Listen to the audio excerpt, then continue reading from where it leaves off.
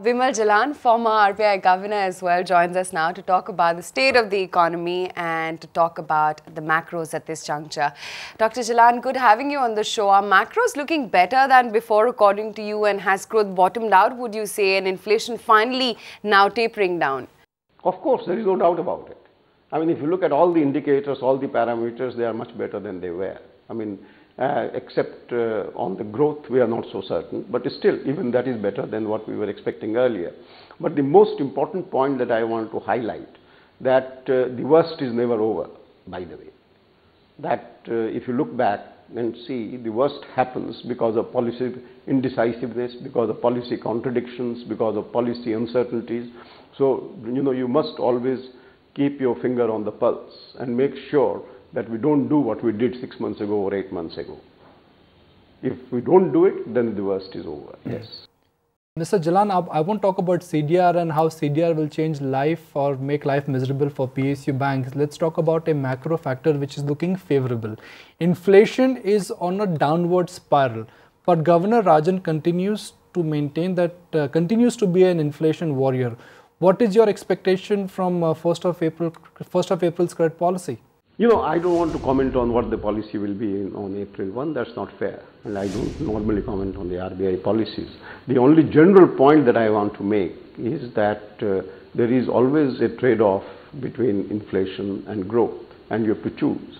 And I believe that at the moment, growth is just as important as inflation control, and that we should focus also on how to revive confidence, investment confidence. There is a sort of revival of confidence in terms of exchange rate policy. That's a very major positive step that the RBI has taken, is to revive that confidence.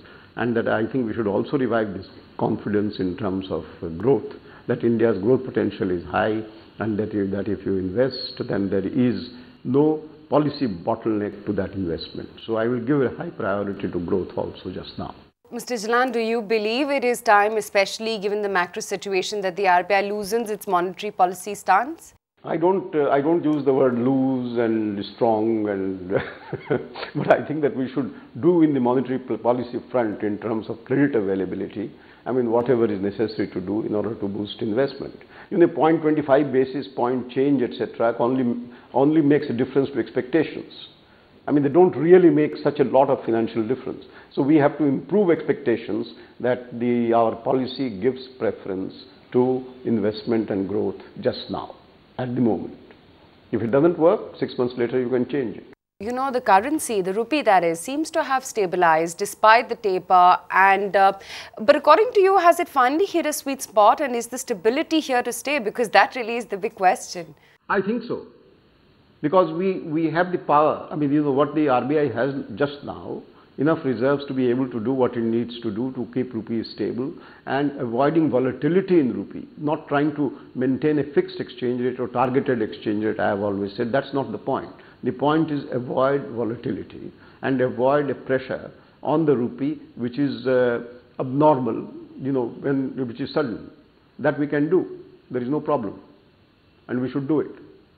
But whether it should be 60 or 60.25 or 60.50, over a period of time, that's not particularly vital to policymakers, and it should not be vital to investors either. Okay, let's talk about something which is of immense market curiosity. You've given recommendation on bank licenses. The Reserve Bank of India has sought EC's clearance to announce the names. Do you believe awarding bank license violates the model code of conduct? No, the word violation is not the right word. I don't think it's a violation or non-violation, but it's a matter of discretion. And discretion here, after the polls have been announced, is with the Election Commission, and they would take a view, and we should abide by that view. That is the most important thing, is to have elections which are absolutely up to the standards which our Election Commission over time has laid down. So it's a discretionary issue which Election Commission should decide on merits and go ahead. I don't think it's, I don't have any view on which way they should go, because polls have been announced and they should decide. If it has no electoral impact, we should go ahead. Why wait? And if they feel that it may have an electoral impact, then they shouldn't do it. But that is their opinion. I don't have a view on this. There has been a huge issue with NPA as well in United Bank of India. Now, while the government and the regulator both say it isn't a systemic risk, how do you think this menace could be tackled? No. I think the analysis has to be done of why it arose. I mean, if it arose because of bad analysis, bad appraisal, then we should take action right away. I mean, and that action could take various forms, including changing management or whatever needs to be done, and or reducing government equity or going to the stock market, whatever needs to be done. But I'm not yet clear in my own mind of why this happened. In the sense that all the newspaper reports, etc., I mean, whatever one reads, one knows that the NPAs are very high and very problematic. And but why it has happened? Is it because of local conditions, local what I must say, investment environment? Say there is sudden drought and people can't pay, sudden famine in investment climate, you can't pay, something happens. But I am not sure. But action has to be taken to make sure that the confidence in this particular bank, which is quite important in certain parts of our country, is revived. And if it can't be revived, then the government should control it in some way or divest investment in some way. And finally, Mr.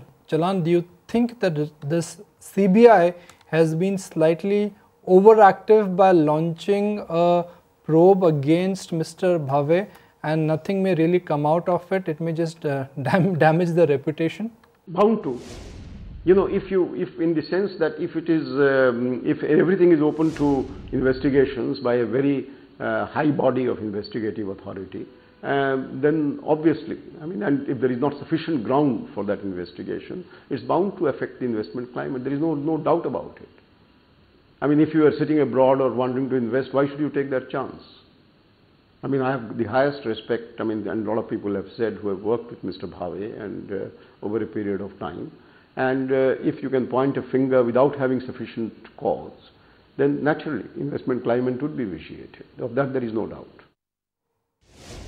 Dr. Jalan, really appreciate you taking the time out and speaking with us today. Good chatting with you as always.